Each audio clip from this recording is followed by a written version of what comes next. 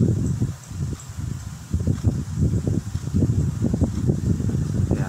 Hello everyone. Kumusta po kayo mga kapatid at mga kaibigan? Happy Lord's Day, Sunday 12, 2020, ngayong July. At sa ating mensahe po ngayon ay binibigyan po natin ng emphasis ang maging mananampalataya ng Panginoong Jesucristo. Sa ating series topic na pinamagatang sino man nga ay maaaring maging mananampalataya ng Panginoong Jesucristo. Sana po ay nasa mabuting kalagayan kayo ngayon. Kahit na mukhang patindi ng patindi ang nararanasan ng buong mundo ngayon, tumutugma lang sa hula ng Panginoong Hesus na pinaliwanag din ni Apostol Pablo, ng panahon ay pasama ng pasama. So meron lang po tayong dalawang option na nasa ating mga kamay. Ito'y ang manampalataya o magsawalang bahala. Dapat tandaan na 100 ibayo ang bentahin ng isang mananampalataya sa hindi nananampalataya. Ang tutunghayan po natin ngayon ay ang buhay ng mga taong mananampalataya at mga naging mananampalataya. Dito po sa Acts chapter 8 verse 26 up to verse 40 ay magkaroon po tayo ng panoramic reading. So babasahin ko po verse 26 hanggang verse 40. Pagkatapos si Felipe naman ay inutusan ng isang anghel ng Panginoon. Pumunta ka agad sa timog sa daang patungong Gaza mula sa Jerusalem. Ito'y disyerto. Kaya't naparoon si Felipe. Sa darating naman ang isang Ethiopian eunuko. Siya ang tagapamahala sa lahat ng kayamanan ng Candace o reyna ng Ethiopia. Nagpunta siya sa Jerusalem at sumamba sa Diyos. Siya'y pauwi na noon. Nakasakay sa kanyang karwahe at nagbabasa ng aklat ni Propeta Isaias. Sa verse 29, sabayan mo ang sasakyang iyon, sabi ng Espiritu kay Felipe. Patakbong lumapit si Felipe at narinig niyang binabasa ng eunuko ang aklat ni Propeta Isaias. Kaya tinanong niya ang eunuko, nauunawaan po ba ninyo ang inyong binabasa? Verse 31, paano kung mauunawaan ito kung walang magpapaliwanag sa akin? Sagot nito. At si Felipe, inanyayahan niyang sumakay sa karwahe at umupo sa tabi niya. Ito ang bahagi ng kasulatang binabasa niya. Kung paanong walang imik ang tupa na dinadala sa patayan o ang kordero sa harapan ng manggugupit, gayon din naman hindi siya nagbuka ng kanyang bibig. Siya'y hinamak at pinagkaitan ng katarungan, walang maitatala tungkol sa kanyang mga inapo, sapagkat kinitil dito sa lupa ang kanyang buhay. Sabihin mo nga sa akin, wika ng eunuko kay Felipe. Sino ang tinutukoy dito ng propeta? Sarili ba niya o iba? Buhat sa kasulatang ito'y isinalaysay sa kanya ni Felipe ang mabuting balita tungkol kay Jesus. Nagpatuloy sila sa paglalakbay at dumating sa isang lugar na may tubig. May tubig dito, sabi ng eunuko. Ako ba'y hindi pa maaaring bautismuhan? Sinabi sa kanya ni Felipe, maaari kung sumasampalataya ka ng buong puso. Sumagot siya, sumasampalataya ako na si Jesucristo ang anak ng Diyos. Verse 38, pinatigil lang eunuko ang karwahe. Lumusong silang dalawa sa tubig at binautismuhan siya ni Felipe.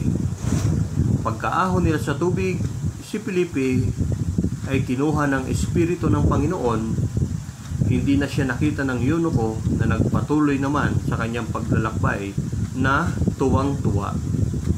Namalayan na lamang ni Felipe na siya ay nasa Azoto. Mula roon, ipinangaral niya ang mabuting balita tungkol kay Jesus sa lahat ng bayang dinaraanan niya hanggang sa marating ang Cesarea. So, ititignan po natin yung mga highlights nito. Verse 26 hanggang sa verse 29 ay natugunan ni Felipe ang isang importanteng tao mula sa Ethiopia. Ito ay VIP, no? At mataas ang posisyon, isang opisyal. Sa verse 26, marahil si Felipe mismo ang nagsabi ng kwentong ito kay Lucas. Si Lucas kasi ang nagsulat ng Aklat ng Mga Gawa or Acts. Maaaring sinabi niya ito nang nananatili pa sina Lucas at Pablo sa bahay ni Felipe. Yan ay mababasa sa Acts 21 verse 8. Inutusan ng Diyos si Felipe na pumunta sa timog. Ang kalsada mula sa Jerusalem hanggang Gaza ay masyadong busy, no? Maraming bumabiyahe dyan. Yan kasi yung connecting na dry land na nasa dulo ng Red Sea, no? So, hindi na sila tatawid ng Red Sea, kundi dadaan na lang sa dry land. Kung ang Jerusalem ay nasa upper quadrant, right quadrant, right upper quadrant. Ang Ethiopia naman ay nasa baba, sa lower left quadrant. At may pumapagitan na Red Sea. Okay?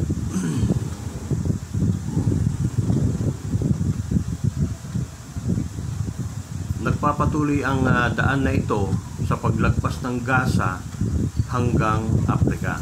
So, verse 27 to 29, ang Ethiopia ay nasa North Africa. Ang taong nakilala ni Felipe ay isang itim na tao mula sa Africa.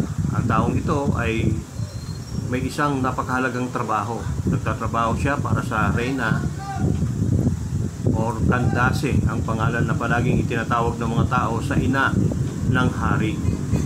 Okay. Sinulat ni Lucas na siya, yung opisyal, ay napunta sa Jerusalem upang sumamba sa Diyos. Ang opisyal ay maaaring pinanganak ng isang Hudyo o maaaring nagpasya siyang sundin ang relihiyon ng mga Hudyo or proselyte. Maraming tao ang gumagawa nito kahit na hindi sila pinanganak na Hudyo. Hindi nila nais na sumamba sa mga maling Diyos. So, nais nilang sundin ang batas or kautusan, kaya sumasamba sila kasama ang mga Hudyo at binabasa nila ang mga banal na kasulatan. So, itong mga taong ito or ang mga tao ay may background na tungkol sa Diyos. So, hindi na ito strange sa atin, given na ito. Sa verse 30 hanggang verse 35, ipinahayag ni Felipe ang mabuting balita. So, ang opisyal ay nagbabasa ng malakas at narinig siya ni Felipe. Iyon ay hindi pangkaraniwan, no? Ang sipi mula sa Isaias ay isang hula tungkol sa Mesyas. Ito ay isang pagkakataon para kay Felipe na pag-usapan si Jesus. At napagtanto ni Felipe, kaya tinanong niya ang opisyal kung naiintindihan ba niya ang binasa. So, hindi maintindihan ng opisyal ang hula na iyon. Kailangan niya ng tulong para maunawaan ito. Kaya bagaman siya ay VIP at matalino, bakit matalino? Linguistic siya, nakakabasa siya ng Hebreo. Hiniling niya kay Felipe na tulungan siya. So, pinapakita nito na ang opisyal ay isang mapagpakumbabang tao. Dapat din tayong magpakumbaba. Maaaring kailanganin natin ng tulong upang maunawaan ang mga bagay na espiritual. Pagkatapos, lalo na dapat tayong magpakumbaba upang humingi ng tulong. At dapat tayong maging handang tumulong sa ibang tao. Nais ng Diyos na malaman natin na ang higit pa tungkol sa Kanya sa lahat ng panahon. Nais niyang makilala natin siya ng mas mahusay o maging mahusay na makipag-usap sa ibang pang mga Kristiyano tungkol sa Diyos. Verse 32 hanggang 35, ang sipi mula sa Lumang Tipan ay ang Isaiah 53 verse 7 to 8. Tungkol ito sa lingkod na nagdusa. Ang alipin na iyon ay si Jesus, ang Mesyas. At para sa karagdagang kaalaman, tingnan ang mga talata tungkol sa mga gawa, chapter 3 verse 13 to 15. Ginamit ni Felipe ang sipi upang masimulan niyang pag-usapan ang mabuting balita. So, yung passage ng Isaiah 53 verse 7 to 8, yun ang naging daan para may paliwanag ni Felipe ang ebanghelyo. Ang mga Hudyo ay nabuhay noong unang siglo ay hindi inaasahan, kahit nga hanggang ngayon, na ang Mesyas ay magdurusa. Hindi nila ito abot ng kanilang kaisipan. Ang nasa isip nila at ang inaasahan nila na kapag dumating ang Mesyas, ay tatalunin niya ang imperyo ng Roma at itatatag ang kaharian ng Israel. Ngunit inilarawan ni Jesus ang kanyang sarili bilang isang lingkod na magdurusa. Ang halimbawa nito, tingnan ang Marcos chapter 10 verse 45. Nang bumangon si Jesus mula sa kamatayan, tinuruan niya ang dalawang alagad. Pupunta sila sa isang bayan na tinatawag na Emmaus.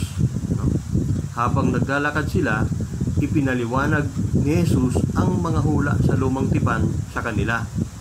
Ipinakita niya kung paano tinukoy ng mga hula na ito ang Mesyas. Lucas 24:13 to 27. Ginawa din iyon ni Felipe. Sinagot niya ang mga tanong ng opisyal.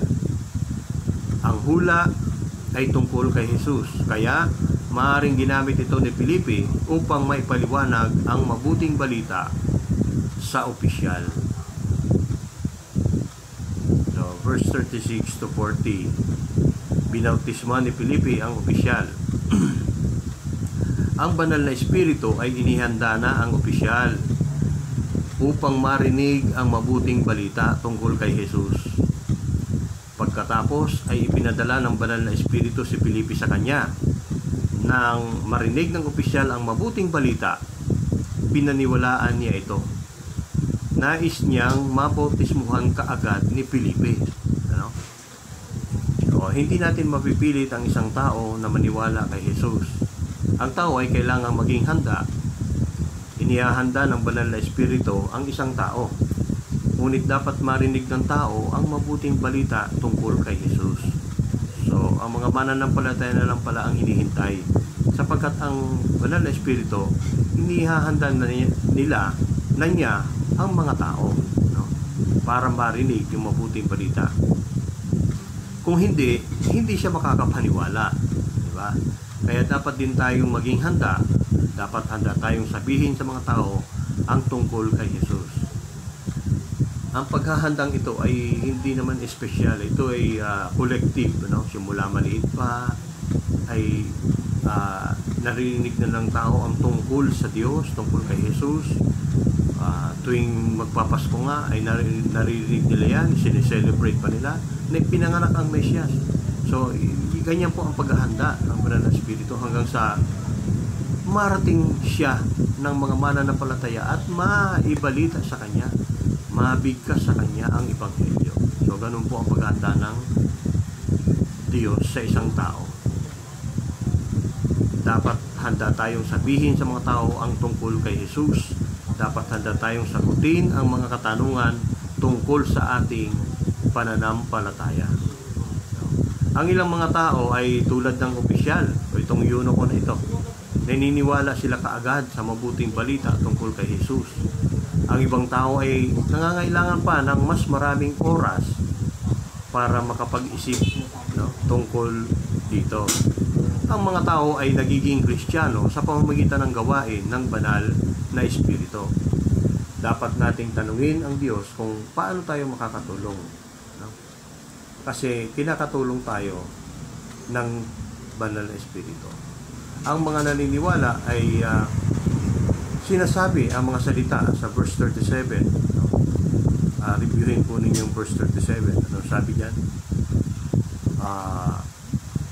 Ako'y sumasampalataya na si Jesus ay anak ng Diyos. Kung wala sa inyong Biblia ang verse 37, pag binasa po ninyo yung previous na chapter at yung sumunod na chapter, no? So parang napapagitnaan ang chapter 8, ay hindi po lumalayo sa diwa, ano, na ang mga sumasampalataya ay nagpapahayag ng kanilang pananampalataya na si Jesus ay anak ng Diyos. So sa ibang salin, meron pong mababasa sa verse 37. So at ito na nga, sinabi rin ng opisyal ang mga salitang iyon. Ang mga salitang iyon ay nagpapakita na siya ay isang tunay na mananampalataya. Hindi siya katulad ni Simon na nanirahan sa Samaria. Kung babasahin natin ang chapter 8 verse 9 to 24. Verse 39 to 40, matapos mabautisimuhan ni Filipe ang opisyal, kinuha ng banal na espiritu si Filipe. Ang salitang Grego para sa kinuha ay harpacho o harpazo, ay nangangahulugang dagitin. Nangyari ito bigla. Lumitaw muli si Filipe sa hilaga at nagpatuloy siyang nangangaral doon. Hindi na muling binanggit ni Lucas ang opisyal dito sa chapter na ito. Pero si Irenaeus, isang manunulat noong ikalawang siglo, ay sumulat na ang opisyal ay bumalik sa Ethiopia. Sinulat niya na ang opisyal ay nangaral sa mga tao roon. Hindi natin alam kung gaano ito katotoo, pero ang alam natin, ang mabuting balita tungkol kay Jesus ay nagsimulang kumalat sa mga hintil. So, again, napakaganda, laki or 100 ibayo ang pakinabang, ang benepisyo ng isang tao kung siya'y isang mananampalataya ng Panginoong Hesus. Ang lahat ng maaring ipangako ng Diyos ay kakamtin ng isang mananampalataya. So, mga kaibigan, wala na mo po mapagpipilian sa panahon na ito. At tayo ay patungo na doon sa tinatawag na tribulation. At bago mangyari yung Great Tribulation na yon, ay kukunin ng Panginoon ang mga mananampalataya para mailigtas sa napakalaking paghihirap. At yan pong paghihirap na yan ay magkakahalo na po yan. Galit po yan ng diablo, galit ng mga tao, magkakagera, magkakaroon ng mga sakit at karamdaman, at galit ng kalikasan. Mababaligtad po ang lahat ng syudad, mawawasak. So, pag kinuha na ng Panginoon ang mga mananampalataya, ay siya namang hudyat para sa mga Hudyo na magsiuwian sa kanilang bayan, ang Israel, mula sa lahat ng panig ng mundo. At yan na po, yan na, darating na yung itatapon na si Satanas sa kalagitnaan, o para pasimulan ang pagpapahirap sa lahat ng tao. Yung Great Tribulation sa kalagitnaan po ng 7 years ay ibabagsak ang diablo. So, hindi pa man dumating yan, mauna man yung ating kamatayan, physical, ay napakahalaga na tayo ay may pag-asa sa muling pagkabuhay at sa buhay na walang hanggan. So, sa muli mga kapatid at mga kaibigan, ito na po yung panahon na dapat nating pagpasyahan. Sumampalataya tayo at maglingkod sa Panginoon. Ang panahon na ito ay hindi na natin alintana. Tayo ay nalalagay na sa siguro. So, purihin ang Panginoon, purihin ang Diyos, at salamat sa banal na Espiritu. Hanggang sa muli, tayo po ay patuloy na magbasa ng Biblia, ipambalita ang mabuting balita, ang Ebanghelyo ng kaligtasan ng mga tao, at tayo naman ay magpasya na, tayong mga hindi pa sumasampalataya, na sampalatayahan ang Panginoong Hesus. Purihin ng Diyos. Happy Lord's Day.